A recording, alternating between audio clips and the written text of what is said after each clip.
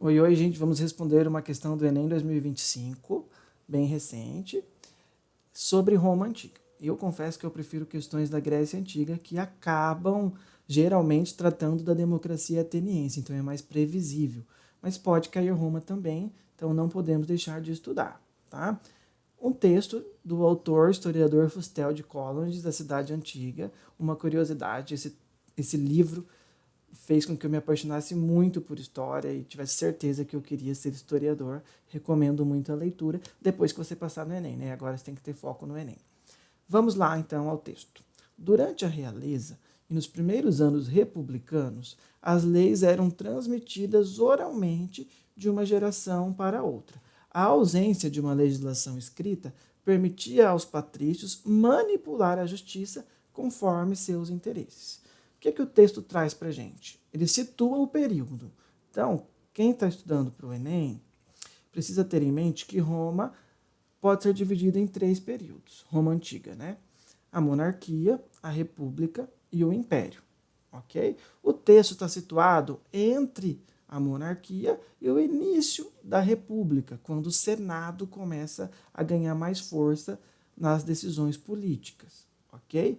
E ali ele fala que as leis não eram escritas, então elas eram passadas oralmente, né? Via palavra, via costume dos mais velhos para os mais novos. Isso permitia com que os patrícios manipulassem essa lei, já que ela não estava escrita, eles usavam apenas aquilo ao seu favor.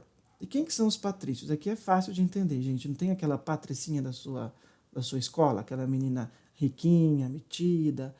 Então, os patrícios são justamente as pessoas poderosas de Roma Antiga, a elite de Roma Antiga. Não quer dizer que eles fossem necessariamente ricos, mas eles eram descendentes dos fundadores de Roma. Então eles pertenciam a clãs de prestígio. E por ter mais poder político, mais influência, se utilizavam disso ao seu favor para se dar bem na vida, né, gente? Beleza, isso é o que o texto traz para a gente. Então vamos saber o que ele está perguntando. A conjuntura sociopolítica da Roma Antiga, conforme apresentada no texto, foi contestada pelos. Então ele quer saber quem que contestou essa falta de leis escritas. Então tem que ser alguém que era prejudicado, senão não ia contestar. Concordam comigo? Oi, gente, aqui eu já comecei dando a resposta. Foi um erro meu, tá? Geralmente eu explico e depois eu dou a resposta, mas agora eu vi que está grifada a letra B. Mas não tem problema, vamos seguir que eu vou explicar para vocês aqui por que é essa, né? Então, nesse sentido de contestar, não faz sentido que sejam os monarcas da letra A. Não faz sentido. Né? E além disso, o texto está falando dos primeiros anos da República, quando já não havia mais monarquia. Ok? A letra B é a correta. São os plebeus, que são esse grupo de homens livres de Roma, mas que não têm tantos direitos políticos como os patrícios. Então, eles não podem votar, eles não podem ocupar cargos públicos. E, para começar a se defender dos abusos de poder, eles exigem que as leis sejam escritas, pois, estando elas escritas, eles podem acessá-las e conferir. Nossa, será que eu realmente cometi um crime? Será que eu realmente tenho esse direito? Então, uma consequência da sua luta foi a famosa lei das 12 tábuas, que pode cair no Enem também. Tá?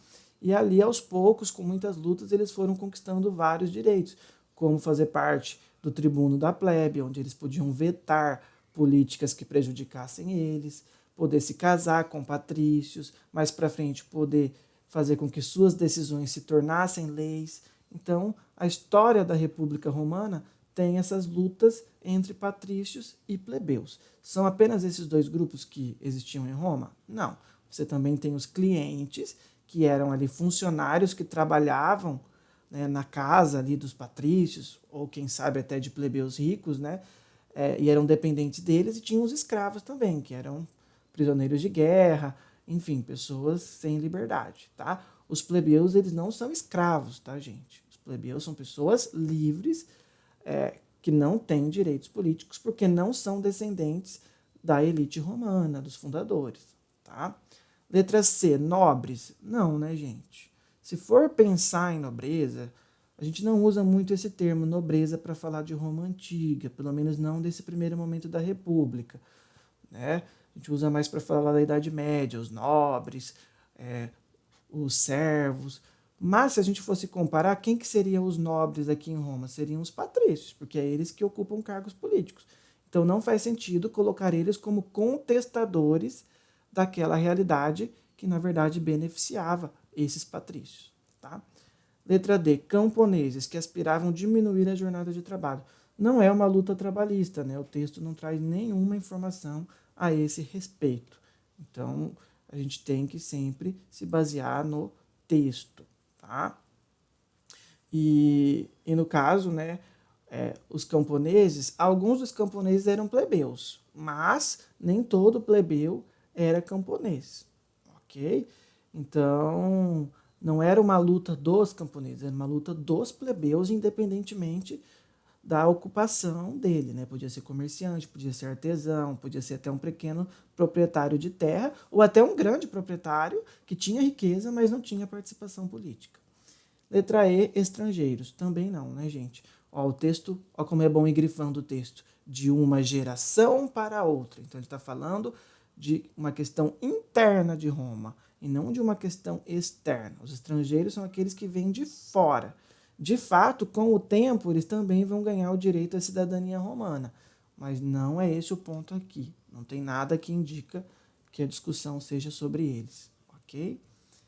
Então, já dei a resposta, já comecei com a resposta grifada. Imagina se o Enem fosse assim, gente, já viesse tudo em negrito. Aí ia ser fácil demais, hein? Eita. Agora vamos ao resuminho que eu gosto de passar, que para quem gosta de copiar, né, é uma parte importante para você assimilar. Resposta B, plebeus. O texto descreve um período da Roma antiga em que as leis eram orais e controladas pelos patrícios, a elite dominante. Isso impedia a participação dos plebeus, que sofriam com decisões arbitrárias, né, decisões autoritárias. Por isso, os plebeus reivindicaram a criação de leis escritas, culminando na famosa Lei das 12 Tábuas, que aos poucos, né, assim, foi limitando o poder dos patrícios. Aos poucos, os plebeus foram ganhando cada vez mais direitos, né, e garantindo uma maior igualdade jurídica. Não foi de uma hora para outra. Teve essa lei das 12 tábuas, que permitia o acesso dos plebeus às leis, e depois vieram outras leis também que garantiram novas conquistas ao povo plebeu. Pessoal, deixa o like. Aqui na descrição do vídeo tem um link onde você pode acessar todas as questões comentadas por ordem cronológica, o que vai te ajudar muito a se organizar e estudar de forma mais organizada mesmo, né? Beleza, gente? Até a próxima.